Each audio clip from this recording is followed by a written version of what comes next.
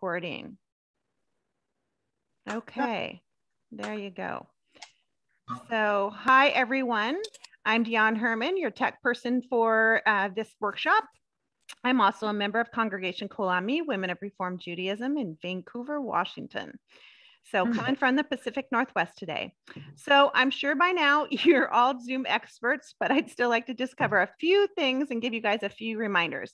So first off, this is not a webinar format. What that means is that we can hear you. If you can hear us, we can hear you. So we'd really appreciate it if you could mute so we can hear the beautiful things Madelyn has to say and teach us here today. It's such a wonderful topic. So if you have any questions, feel free to put them in the chat. When the presentation is over, you can raise your virtual hand, or Stacy will call on you that way, or she'll also be asking you those have put questions in the chat to ask their question. So we'll have time for that specifically at the end, but sometimes you get that burning question and you're afraid you'll forget it. So put it in that chat.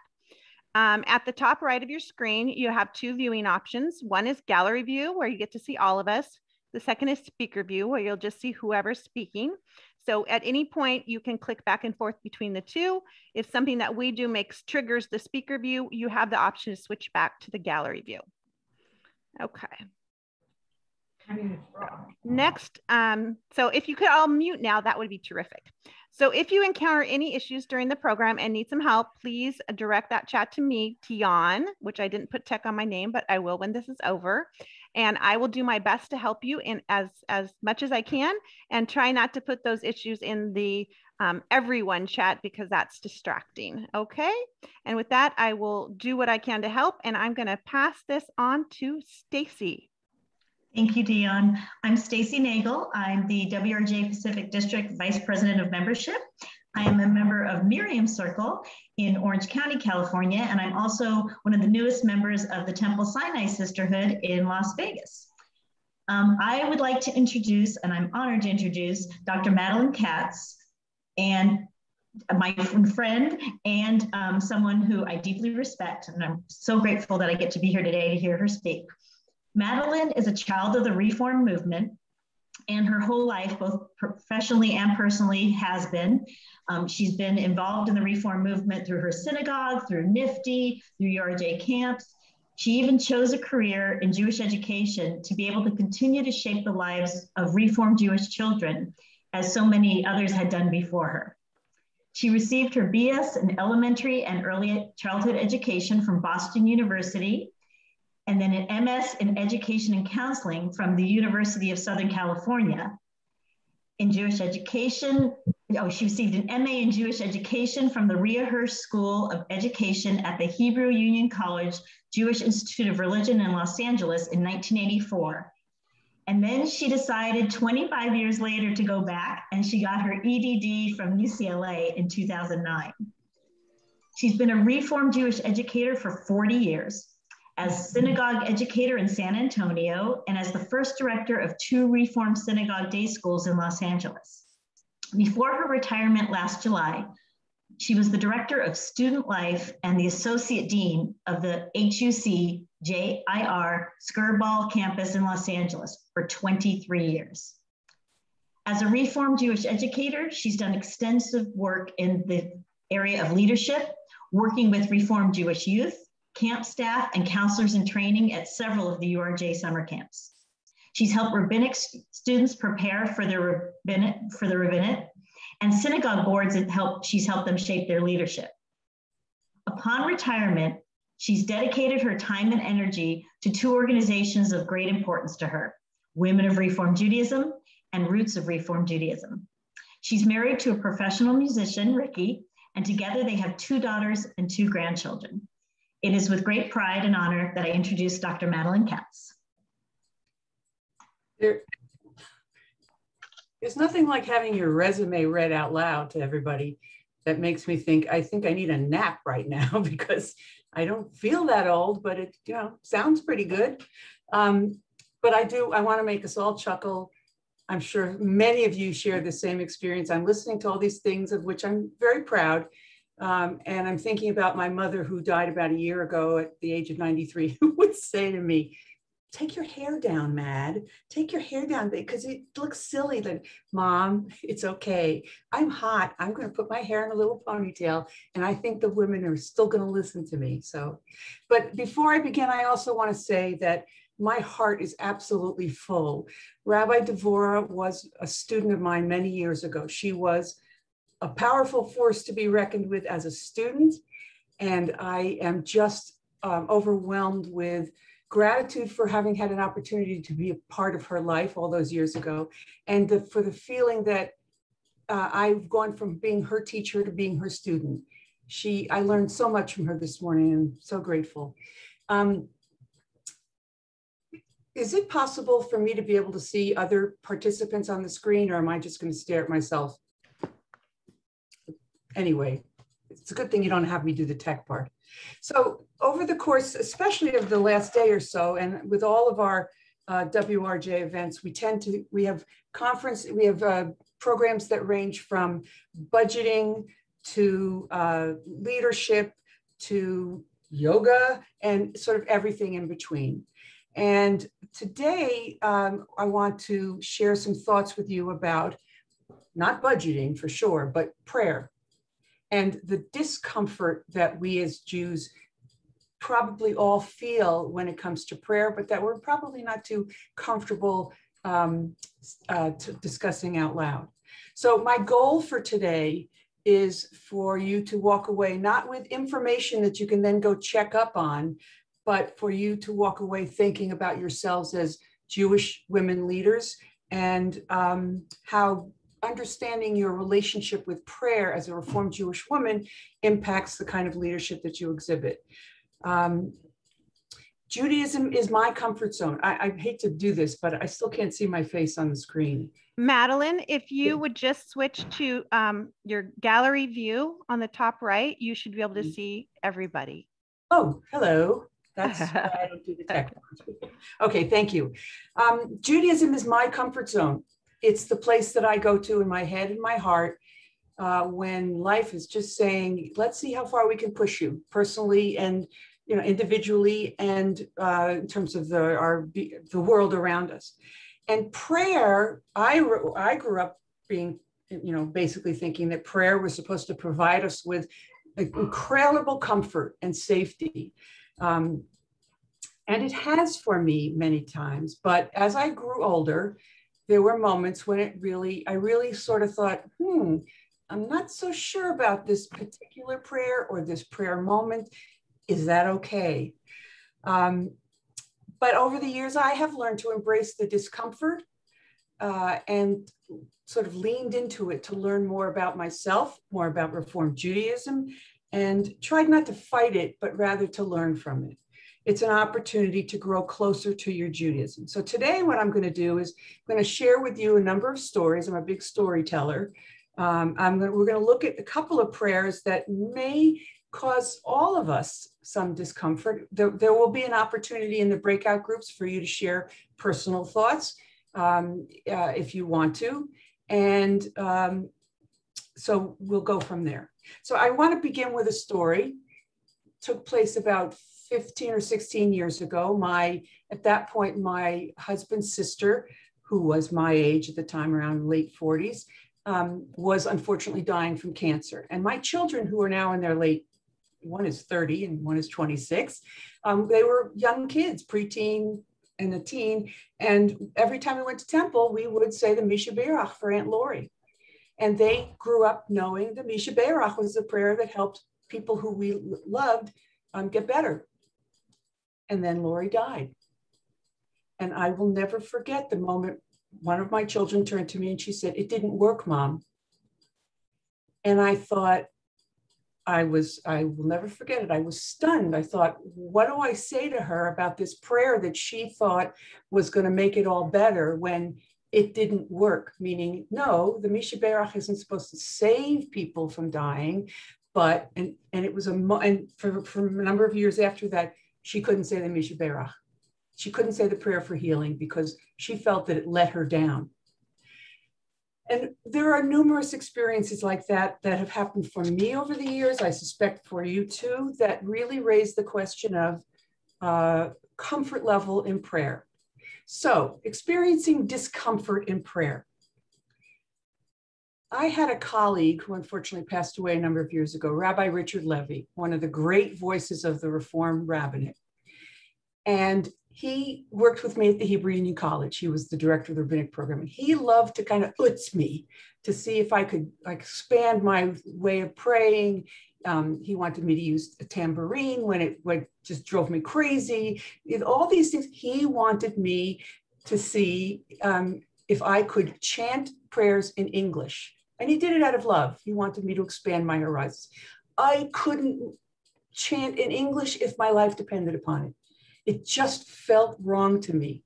And I thought about it, and then I realized the reason why I didn't want to chant in English was because then I had to look at the words.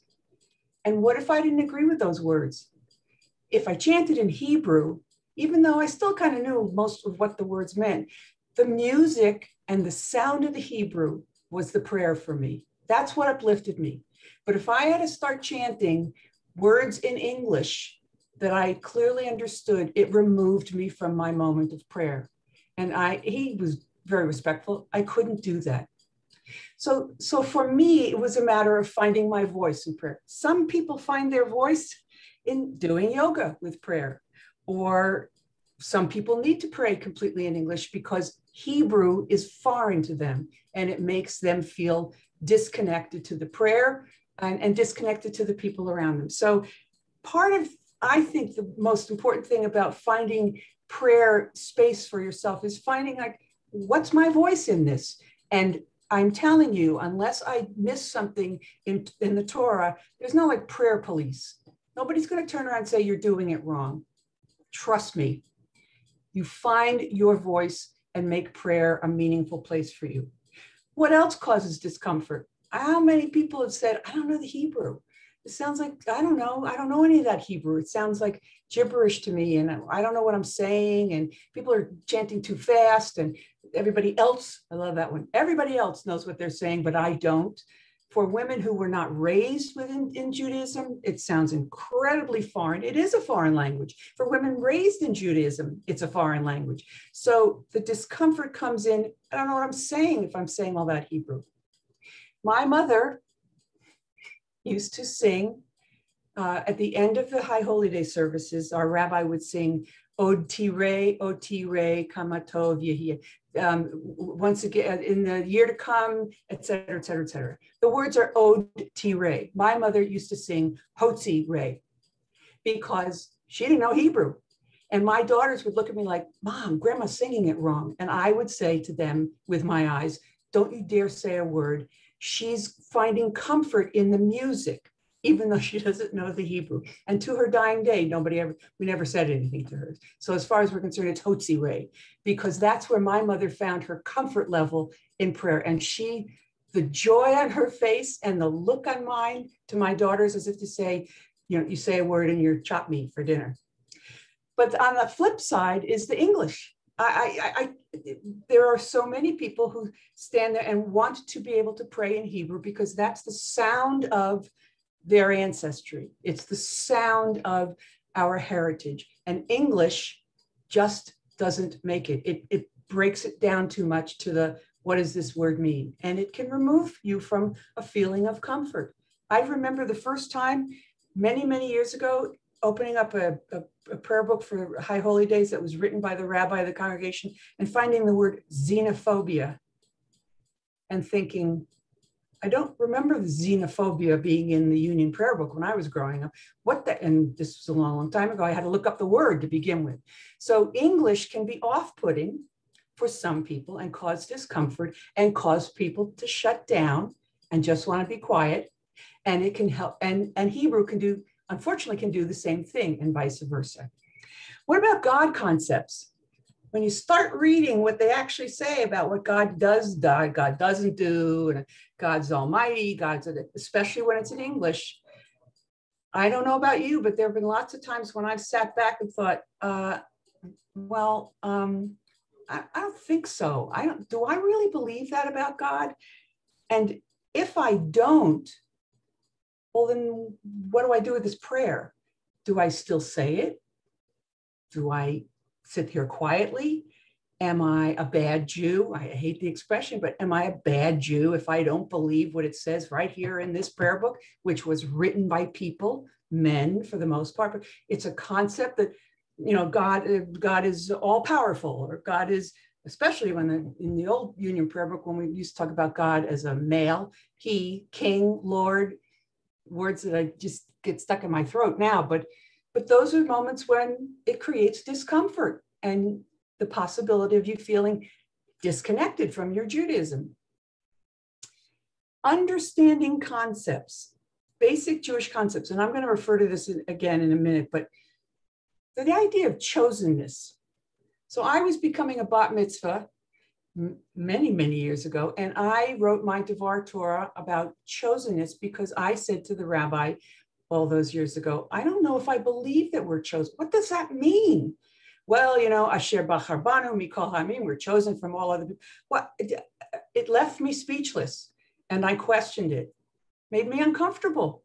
While I'm sitting in temple, my friend Diane used to come with me all the time. She was a good Presbyterian kid, and I'm sitting there thinking, well, why do I think I'm chosen and she's not? Okay, what do I do with that? And I grapple with that to this day. It energizes me as a Reformed Jew. I'm no longer as uncomfortable with it, but it makes me think. And I believe that's an important thing for us, especially as Reformed Jews, to be doing. Praying as an individual versus a congregation. When you're standing there and you realize everybody around me is saying this particular prayer, but I'm not sure I believe it. So do I feel comfortable saying it? And the next thing you know, you feel a bit removed from the congregation. On the other hand, there are many moments when I have really appreciated the opportunity to close my eyes and listen, but be in my own prayer space. That's valuable prayer time for me, and I suspect for a lot of people. And finally, the gender identity. The issues of gender in the prayer book. Now, it's not like it used to be with the Union prayer book when I was growing up with all the kings and lords and sovereigns. And it's changed a great deal over the years within the Reform movement. But there's still issues of, does God have a gender? Am I comfortable? I'm not comfortable saying, this is me personally, just as I'm not comfortable referring to God as a he, I'm not comfortable referring to God as a she. It conjures up images for me that kind of just don't sit well with me. So what do I do about God? Does God have a gender? That sounds like the title of a book, but it's a powerful question. And if we want to be authentic Reformed Jews, people of integrity and people who are honest with ourselves, I think it's good to struggle with that question of, does God have a gender? And if not, what do we do with the language there? How do you refer to God without tripping over your tongue 18 million times to say God this, God that, God the other thing, without giving God a gender? Next slide. Believe it or not, no pun intended, but the belief in one God, Judaism teaches us there's two things we know about God for sure, as much as there is a for sure. Judaism believes that it's one God, not 17, and that God does not come in human form. Otherwise, it's one God, and you can believe that God is nature. And in fact, there's wonderful books that are written about different theologians' perspectives on God, that it's nature, that it's a when, God is a when between two people, and so on. But it's one God. And I decided, I put that in there because I thought, I don't want to assume that everyone gets that part and agrees with it. Because if you don't, it's an important thing for you to be able to express. What happens when, so in terms of praise or thanks to God, what happens when you don't feel so thankful? What happens when you're in a moment where you don't feel like praising God? Yeah, thank you very much. I've had some pretty significant health issues, and all of a sudden my lungs have decided to act up over the years, over the months. sitting there getting oxygen, I'm not so thankful. Well, yes, I'm thankful for the oxygen and I'm thankful for the cute EMS, the ambulance guy and whatever. But why should I praise God if I'm struggling to breathe? And when you stand up in temple and people are reciting prayers of thanks and so on, I suspect that every one of us at some point or another has thought, well, okay, I'll say it, but I'm not feeling so thankful right now.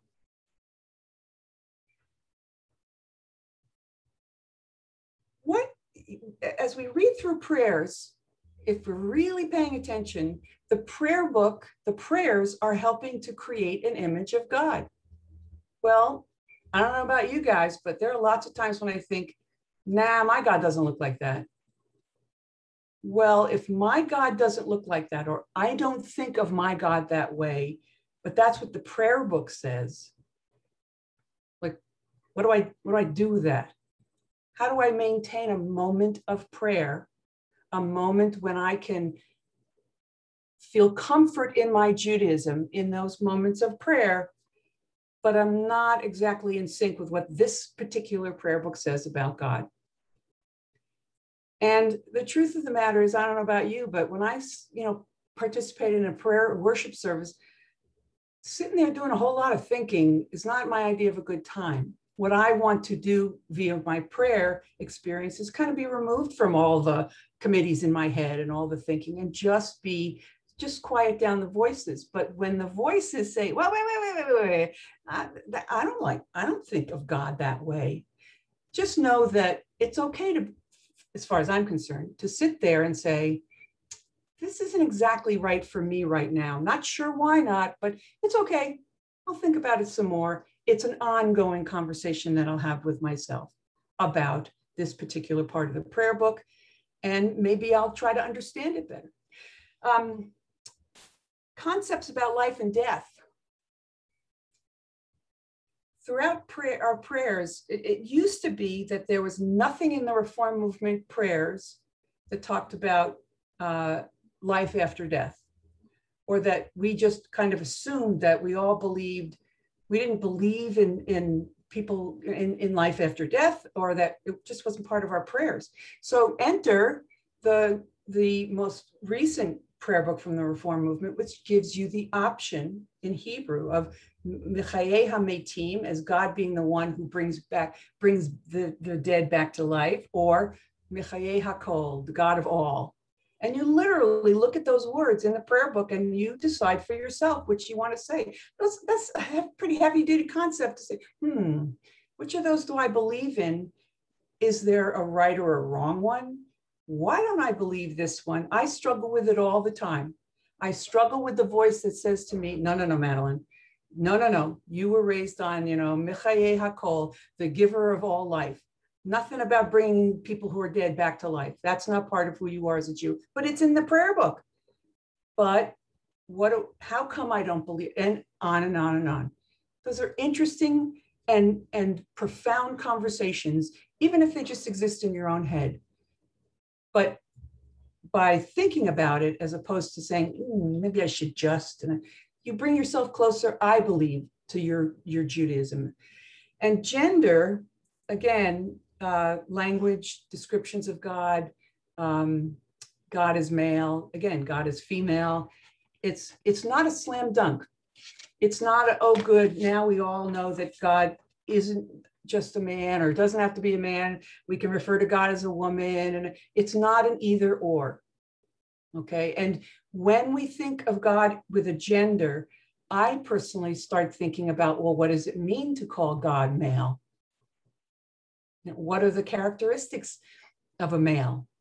Do I want to put those with my God or not? Do I want to characterize my God as having female qualities? Why not? It's a complicated and very textured conversation. But the truth of the matter is, in my mind, it's an interesting one. I think it's the kind of thing, and here's my sermon or my soapbox, and then I'll get off of it, that we as Reformed Jewish women maybe kind of shy away from, but it's not budget, it's not calendar, it's not social justice. It's not a lot of things that we value deeply, but it's important for us as individuals to, I believe, to kind of think through those things and to help each other think through them, because these are not, I majored in this so I can discuss it.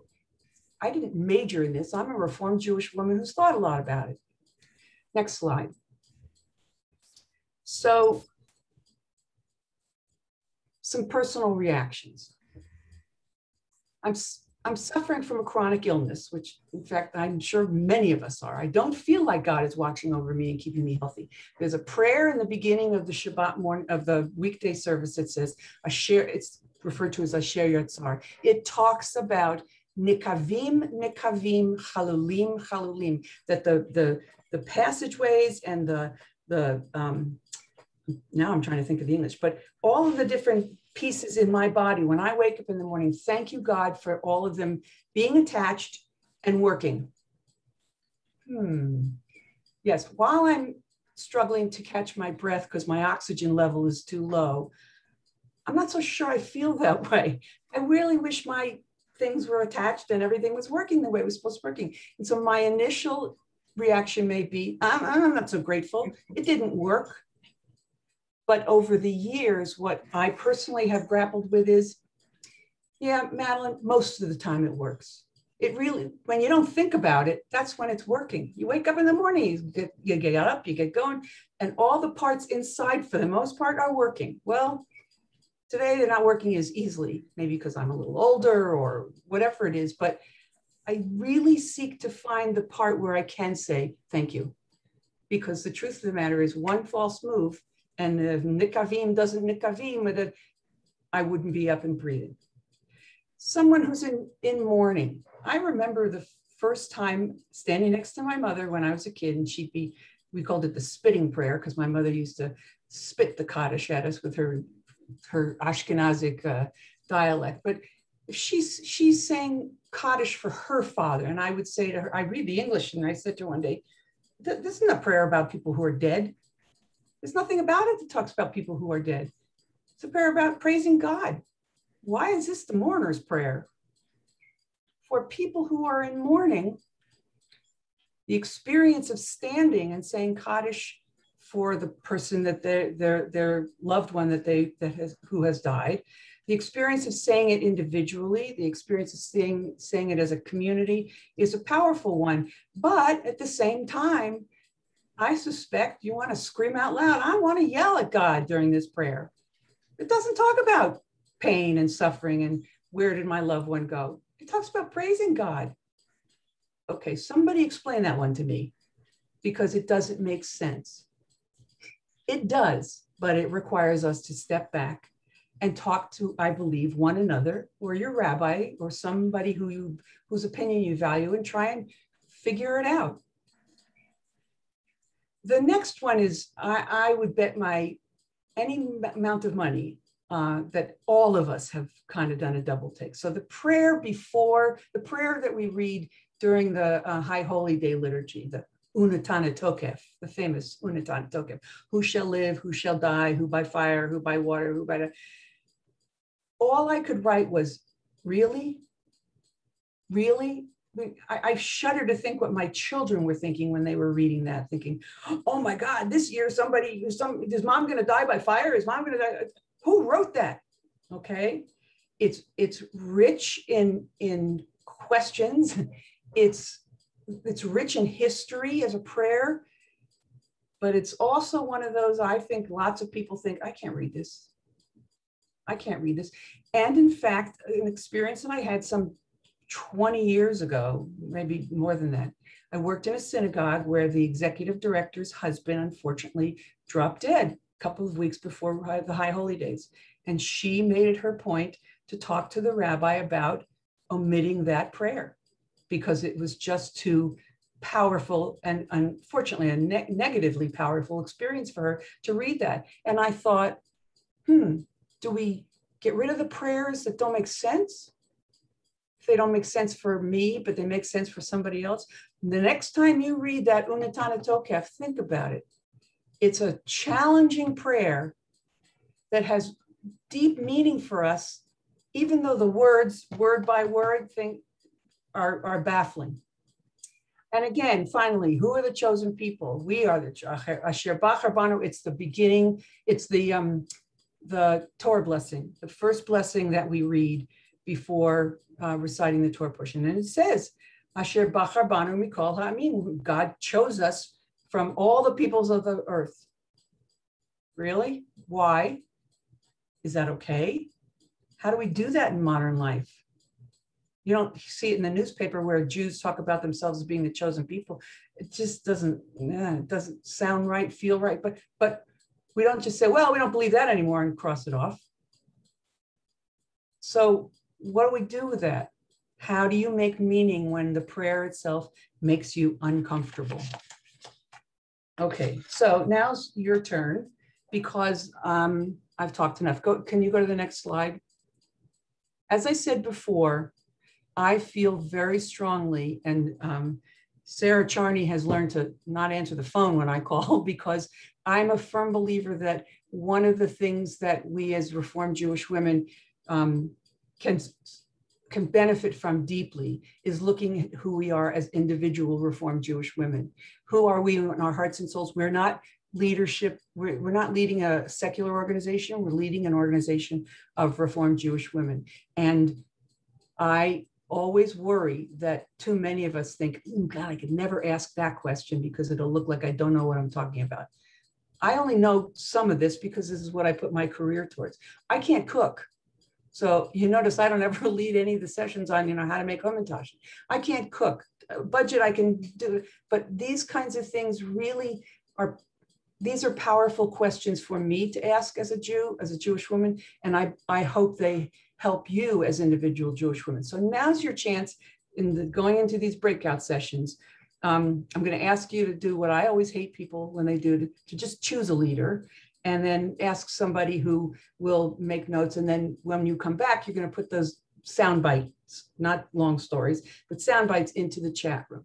I want you to share a particular part of a Jewish prayer that may make you uncomfortable.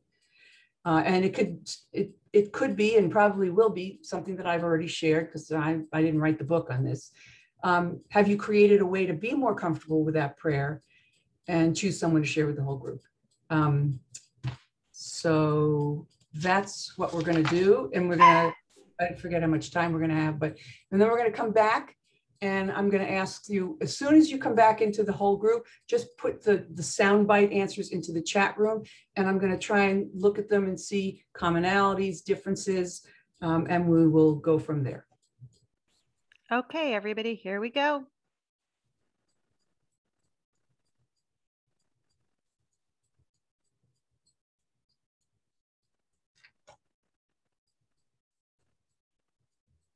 Okay, they're gone. There we go.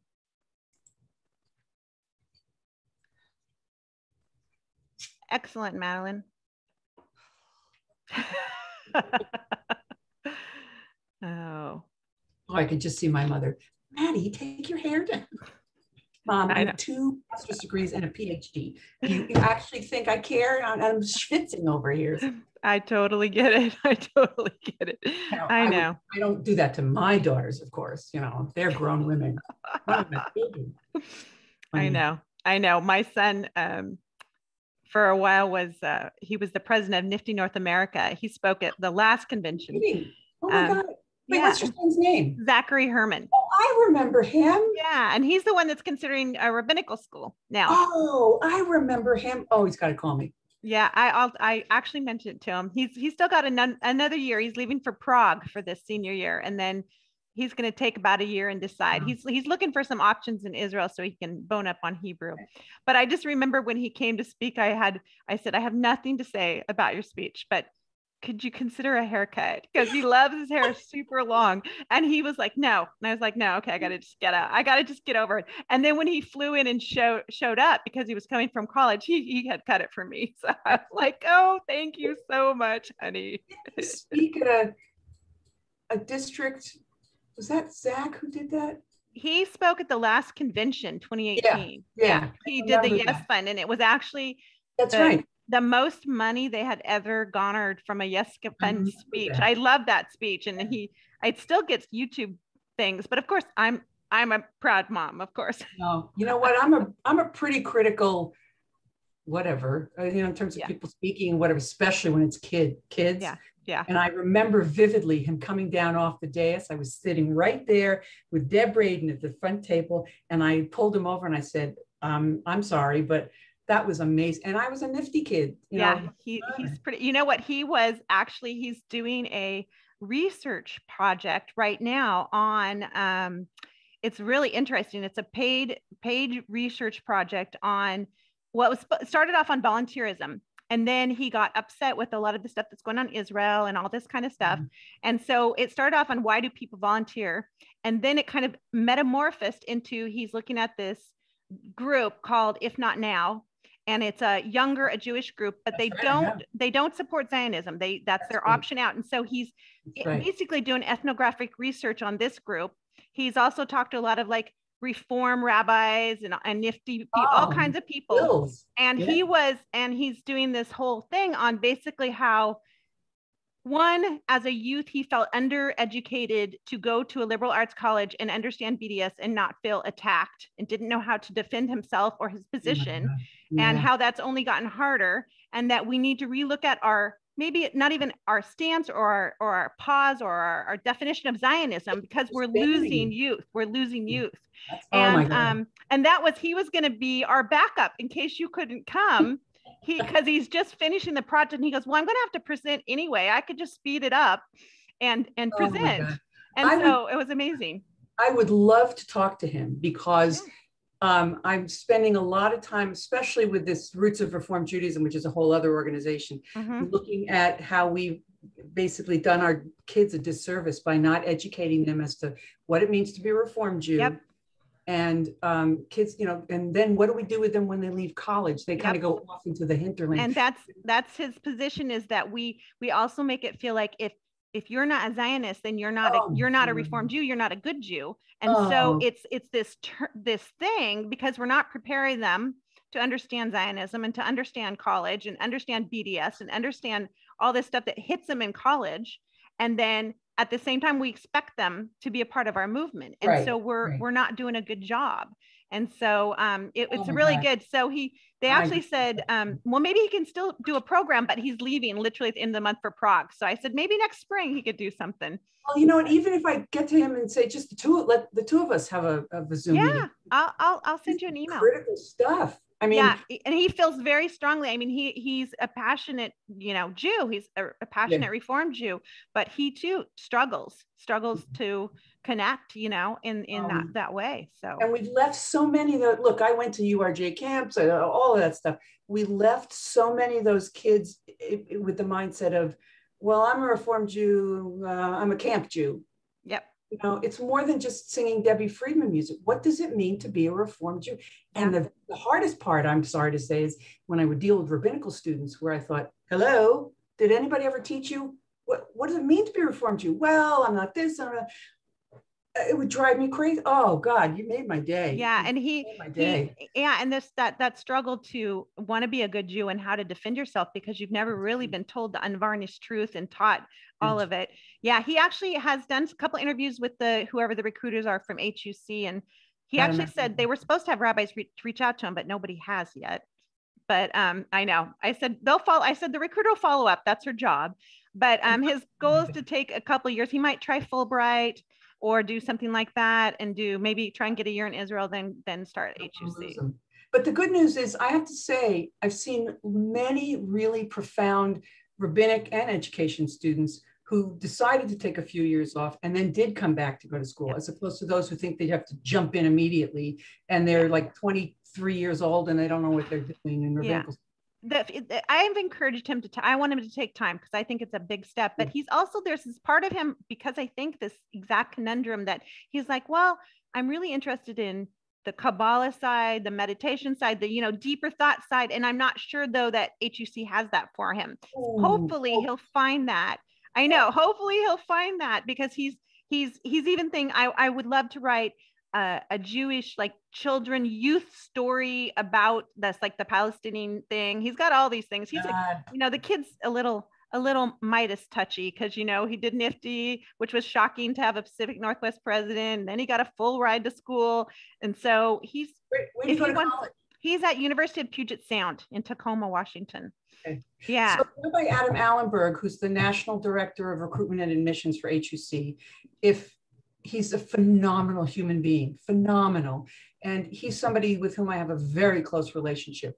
And I think I'm going to utz him and say, you know, I had this great conversation, and Zach Herman, you got to get to him, stay connected, because. Yeah, because I just asked him the other day and he said, you know, they asked me who I wanted to talk to. And I told him I wanted kind of a more granola-y type rabbi, you know, and he said, but no one's reached out to me. Okay, we've got 20 seconds left, Mel. Okay. Oh, this is so good. Good conversation. Oh, I love it. Yeah. Okay. And I will open up with, I think we want to open up with the next slide, correct? Right. Okay. I'll let them come back in and then I'll put the slide up. Okay. And they're on their countdown. Yeah, I shortened it to 8 minutes because the rooms were only 6 to 7. So yeah, I knew that half the people were going to say whatever. Yeah, they'll have plenty to, they'll have done well. Okay. And this might put you back in your speaker mode. So just remember to switch to gallery view. I went out by accident. No, you're good. It's ending. It's the last minute. Okay, but I feel bad I left. But can I say something to my room? I can try and put you back. I don't know if I can get there. Okay, it may be too late. I'll just tell them. Yeah, I don't. Oh, to my room. I feel so bad. I'm so sorry, room. Yeah, I don't. Yeah, I can't get you back because it's in the shutting down. Sorry. That's okay. That was on me, and I'll apologize. I have finally learned how to put people back. Discomfort. Yeah, I've learned how to. I've finally learned to how to put people back, but it looks like on the countdown I can't do it. Remember, we're not running the Pentagon. I know. Thank you, Madelyn. Thank God. I'm not going to share right away. When they come back, I want to apologize. Okay. Here they coming. Okay. To my room. I am so sorry. I went back like 30 seconds early. I apologize. And we won't forgive you. I feel discomfort. I'm really. No. That's guilt. That's okay. We talked about you for the whole 30 seconds, Stacey. Good. That wasn't enough time for the breakout. No, that's good. Any educator knows you got to leave them wanting more. Otherwise, bored to death and you blew it. Yeah, we didn't all get a chance to talk though, so that's why. Oh, wow. No, I was just getting warmed up because they brought up such good things, and good. There was 32 seconds. So I have to say, one of the things I keep kind of utzing national, you know, Sarah Charney, as well as the regions, the district, the district, is to provide opportunities like this, not with speakers necessarily, but for more, you know, sort of chat rooms or people opportunities for women who want to talk about prayer or you know, whatever it might be. It's interesting stuff. I feel like it's the one thing like that's never talked about at our synagogue. You know, like these deep questions. Yeah, let me tell you something. Your synagogue is not alone. It's frustrating because there's no right or wrong answer. And if you look around at services, and I've seen it at our WRJ events, you know, remember the day and age when we actually used to sit together in rooms, and I've watched women look over or look around and think, you know, maybe I'm not doing the right thing, and it drives me nuts. And it's rewarding. It's a great feeling for one woman to say to another, you know, I don't understand that either. Or, how do you say that, Hebrew? Or, I don't understand what that means. You know, okay. It's just, we're all people learning. Yeah. Most Jews I know that were brought up with some, you know, with some synagogue practice and are not at all affiliated anymore, basically say, I don't believe in that. I don't, and they think everybody else at the synagogue believes in, you know, the God who's of the Unatanatoka, who says, right. Yes, you, not you, fire by water, blah, blah, blah, blah, blah. I never thought I could dislike a prayer. I mean, that thought until you started talking never came into mind. I mean, I was conservative towards Orthodox. That's what we did. We said the prayers. I couldn't read the prayers. I'm dyslexic. And I knew them all and I could say them all, but really understanding them, no, because when my problem was discovered, I was taking out of the Hebrew school portion of it. And Reformed was hard for me to go to. But that's where I found my solo, because then I could understand and interpret. Can we make a poster of you? It's so true. And I know I'm going off script, but I don't care. The other thing is, I often look at the prayer book and think, if I found one phrase that really struck me tonight during services, or one phrase that I could hold on to, that's enough. I don't have to believe all of the stuff that's written here. My husband would say, I would look over, my husband would be sleeping. He'd say, I'm meditating on the words in the prayer book. Nice try, Ricky, but I'm meditating. You know, I'm looking at these words and I'm thinking, one of the ones that I love so much is why doesn't it say, where it says God of Abraham, God of Isaac, God of Jacob? Why doesn't it just say God of Abraham, Isaac, and Jacob? And then one day I thought to myself, I have an older brother and a younger brother. Do you actually think that I think the same thing that they do? My God, my brother, I've never had the conversation, but I'll bet you any amount of money that my older brother's God is different than my God, is different than my younger brother's. And I found myself so focused on that, thinking, Abraham, Isaac, and Jacob are just like Douglas, Madelyn, and Bud. I know my brothers have weird names. And that, for me, as a Reformed Jew, is so rewarding. I could just hear my children saying, Mom, get off your soapbox. But it's why I'm so grateful I was raised as a Reformed Jew. Rabbi Dave Klein wrote a book, God of Me. Yeah. I like that. Yeah. Okay, Madelyn, you want to check out the chats, and if everybody would mind muting yourselves again. Yeah. Okay, wait, Thank I got to go to the chat. Oh, I'm so proud of myself. I'm so technologically. Does anyone else have trouble with how fast we said the Mourner's Cottage? I'm not as fast as others, right? And I grew up thinking, well, my mother, as I said, my mother had a deep Ashkenazic background. So her Kaddish was Yiskadal, the Yiskadashim, and she spit it. And I remember leaning over because I was always sitting next to my mother. And she didn't have a clue what she was saying, but it was the experience for her. I don't know when I'm going to cry, but the experience for her being a part of a community and standing up and remembering her mother and her father. One of my rabbi, who's emeritus now, but he always said that when he would lead the Kaddish, as when he was on the Bima, when he was still the rabbi of the synagogue, he would read the Kaddish slowly, because he knew people were tending to, race horses. They would run around the track and say the Kaddish, and as if you said it faster, you were better. And he wanted to make sure that everyone had a chance to say the words as best they could. I'll never forget it to this day. So he leads the Mourner's Kaddish slowly. And people feel like they're part of the community, not, oh my God, I can't say it that fast. Or they wind up saying things like Hotzi Ray instead of Oti Ray. Let's see. Okay, Madelyn. Oh, I'm so glad. It warms my heart to know that this is meaning things to people. Yeah, the Misha Perach prayer is a hit list. Flo, that's really just, it's a profound prayer. It's not a song. Debbie Friedman, my beloved friend Debbie Friedman, didn't write a song. Misha Berach is a prayer that we've had around for a long time. She just put it to a really profound melody that many, many, many people can sing and enjoy singing. But it's important. I encourage you to read about what the Misha Berach prayer is. What's the concept of saying it 60 times?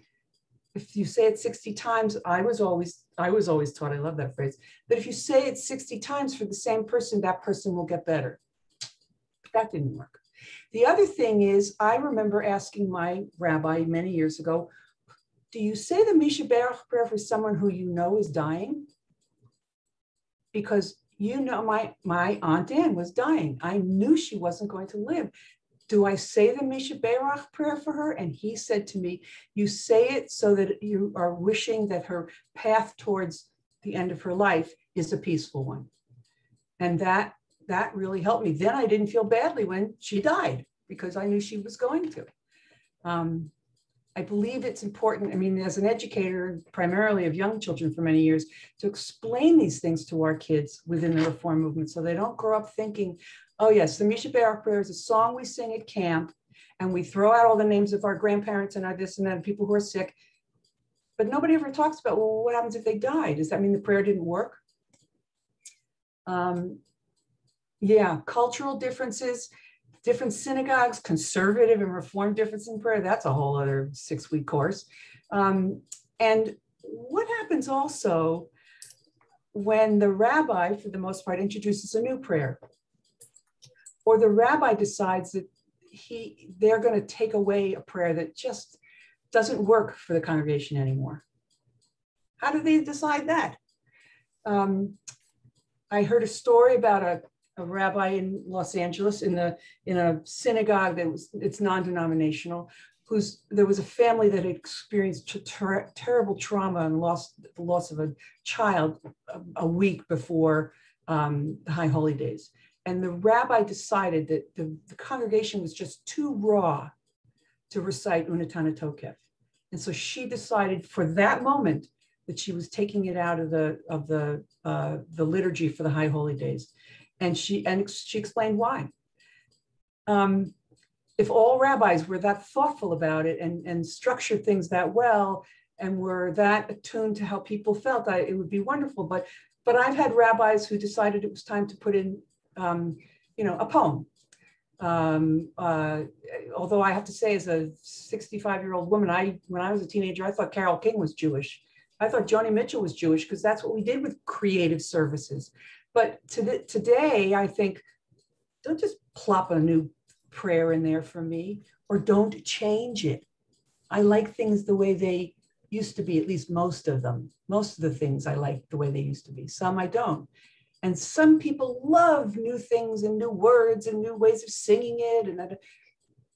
And you can't please everybody all the time, but those are realities. People feel so connected to their own way of praying and want so badly to be able to hold on to that, especially, in times of struggle personally and in the world.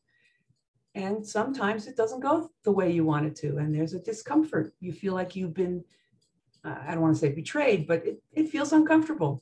But don't walk away from it just because it's uncomfortable. You lean into it. Okay, this is great. Yeah, music for me is everything. We could be singing okay, I can't think of the word I was going to say, but we could be singing the Pledge of Allegiance as far as I'm concerned. The music for me is how I access my God. And Hebrew, the music in Hebrew, but we could be la-la-laing it the whole time. And for a lot of people, that's what works if the Hebrew is not something that they understand or they particularly want to, be reciting. And the transliteration in the Mishkan Tefillah is helpful for a lot of people. But for other people, it's kind of choppy, shall we say. But fortunately, the Reform movement recognizes that for the most part, people access things in different ways, and we need to make prayer, a meaningful prayer experience, something that people can access. King, Lord, boy, I could picture myself as a 9-year-old kid sitting with that little Union prayer book in the temple and thinking, King, Lord, He, what's a sovereign? But the good news is, as Reformed Jews, we can see that those have changed over the years. I don't think we'd have too many Reformed Jews left if we still only said King, Lord, Sovereign, and these and thous. When the rabbinical students that I used to work with would, every once in a while, we would take out the Union prayer book to show them what used to be, and they would crack up at the these and thous. And I think, wait a minute, that's the only way I remember the Ve'ahavta. Thou shalt love the Lord. These, thous, kings. But Reformed Judaism is constantly evolving. After Hurricane Harvey, that's interesting, Susan, that I can hear the collective gasp of a community who lost people to fire and water and whatever. It's fascinating. I don't want to go over, so let me just say the following. I can see lots of commonalities and people, yeah, I mean, look, this isn't rocket science, but it is a place that a lot of people haven't accessed inside their own hearts and souls yet. And I would hope that via this conversation, or me doing a lot of talking, has allowed you to kind of open that door a little bit more. As I said before, there are no prayer police. And if the rabbi looks at you cross-eyed because you're not doing something that he, she, they think is the way it's supposed to be done, that would concern me. Create your own prayer in its place. You can go to the next, oh no, stay there, sorry. Create your own prayer space, whether it's silence or I had a student who was a profound rabbi in Northern California now at Lafayette, I think, I forget the congregation, Isaiah and Lafayette, who used to draw during services. And I remember looking over at when he was a student at HUC, and I remember looking over at him thinking, what the hell is he writing about? He was drawing. And it was his way of expressing his prayer when maybe saying it didn't exactly work. It was a very, very profound experience to watch him doing that. And the notion that he might teach kids, Reformed Jewish kids, that that's okay was really so satisfying to me. It gives a kid an opportunity, an adult, an opportunity to access their prayer in a way that's meaningful and that works for them. And again, I encourage you to reflect on how you feel about a prayer. Why does this prayer bother me so much? Or why does this prayer so hit me in such deep places? It's not a right or wrong answer. It's not maybe I should look it up in the family, album or whatever. But think about it.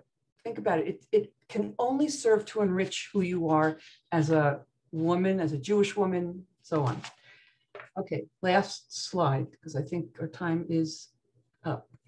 Please, oh, I missed a page. Yeah, think about what your beliefs are. What are those core principles? I think a lot about chosenness. If you're interested in reading more, please do not hesitate to call me, contact me, text, whatever, because I have lots of really good things to read about that are regular people reading. You don't have to study Talmud, which I've done somewhat, but not. They're really good books that help you understand what it means to be a thoughtful, articulate, authentic Reformed Jew.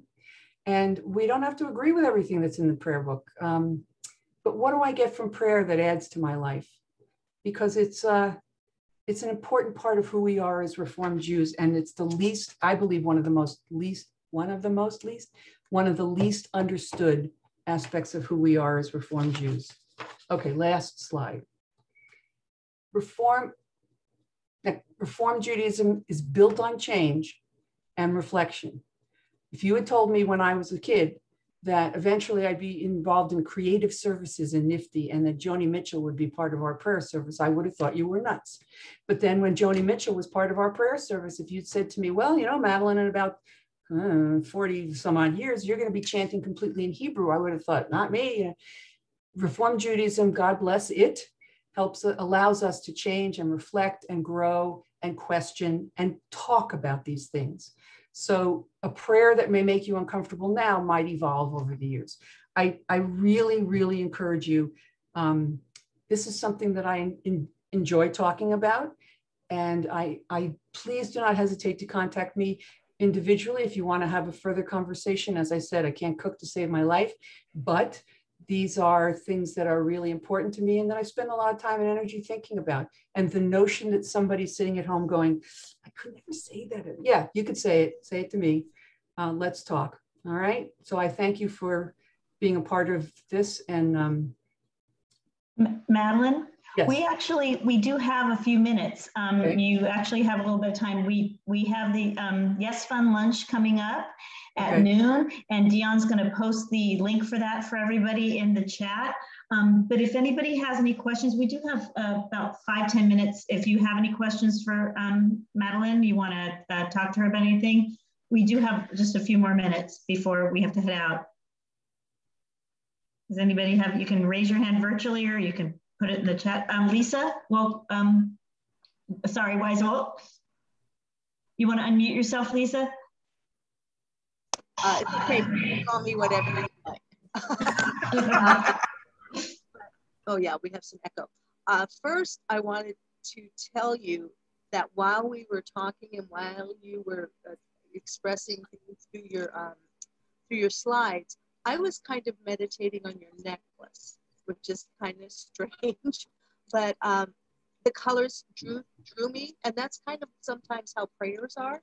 Is like one, one of them will, draw your attention to that one, and maybe the congregation's, 5 prayers ahead of you, but you want to look at something else and really delve into it. So I appreciate the fact that you were wearing a necklace that really drew my attention because it's got blues and purples, et cetera, et cetera. But it helped me to really get a lot about what you were saying. And to wow. I'll never choose a necklace quickly again. Right. Does anybody else have anything they want to ask or talk about with Madelyn? Oh, we've got her here.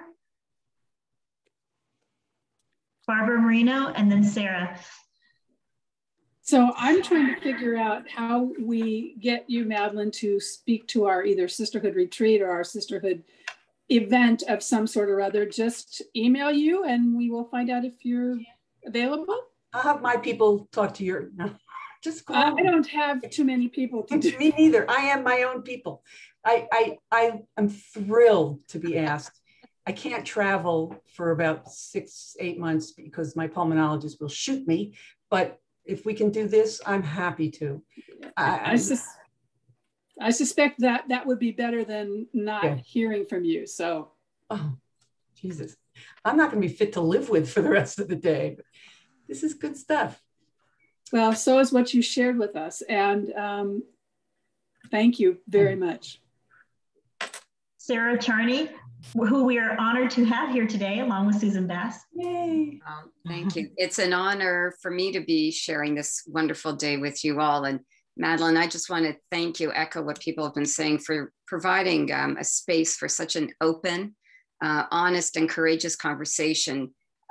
Because what you have said and things that I heard in our breakout really brought me back to, when I'm sitting in synagogue or at home now, during services, so many of these things just go through my mind all the time, but you articulated them and really brought them home to me to think about in a deeper way next Friday night when I'm, in front of my computer watching services. So I wanted to really thank you for allowing me to open up with myself and give myself permission to reflect on all of these matters. I think, okay, I'll say one more thing and then I'll be quiet. But first of all, I think Zoom, the pandemic, COVID really challenged us to think about, well, what do I like about services? And okay, I Zoomed the 92nd Street Y in New York because I'm a New Yorker, but I've lived in California for almost 50 years. But I could do it with my pajamas on and my what do you call those things? Slippers on. But it was the most powerful spiritual experience I've had in years.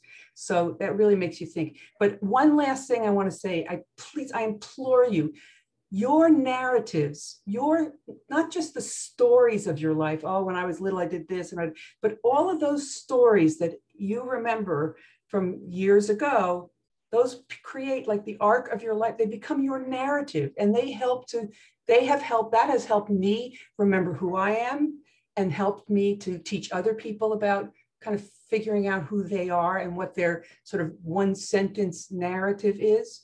And I will be damned if it'll always be there on the agenda for WRJ events because it's powerful stuff, especially when one woman turns to another and says, I never knew that about you.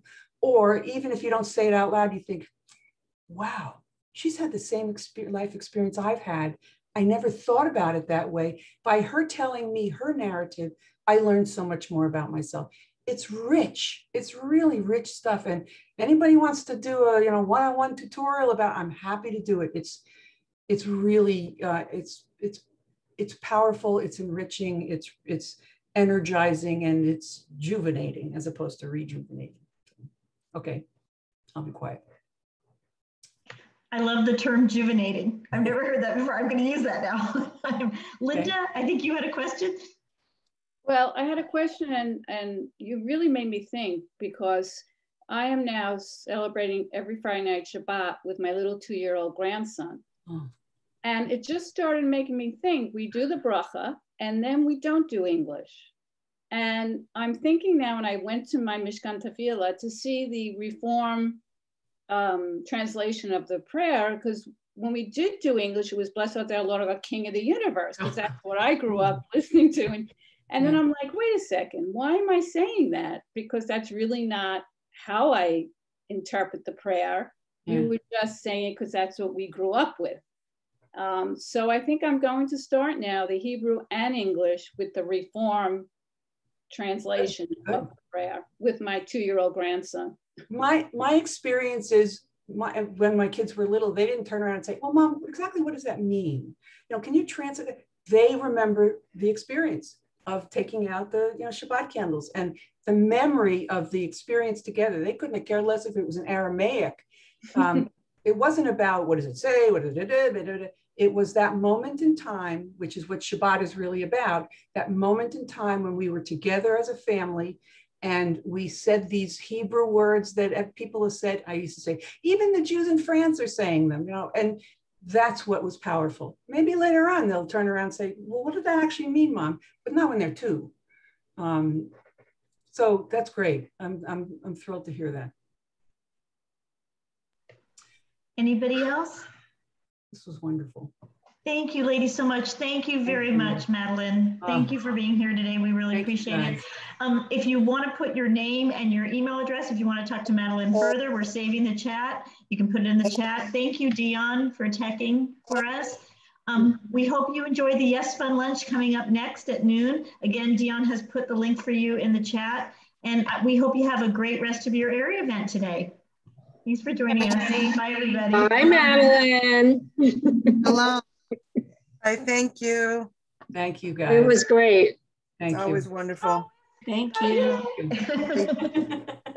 I get to see you one way or another. The simple things make you happy, huh, Stacy? What? Right. A lot of things make me happy, yeah. Yeah, no. Here's another simple thing. It's my iced coffee. Yeah, wonderful. Enjoy. Well, I have to head out. My 100th anniversary mug. Yeah. I have this one. You see what I got? Oh, nice. Ooh, nice. I'm impressed, Freddie. I still have it. Enjoy the rest One of the broke day. I it. have to go to a family thing. All right. We'll Thank see you, everyone. We hope at the Yes Fun Lunch. Thank you. I made my donation already, Stacy. Yeah, I can't make it the lunch, and I was so happy earlier in the day. Goodbye, that oh my gosh, her name just went out of my head. Posted the link, and so I did it. Who put? Oh my gosh. Oh my God, I can't remember. Julia, was it Julia? Julia, right.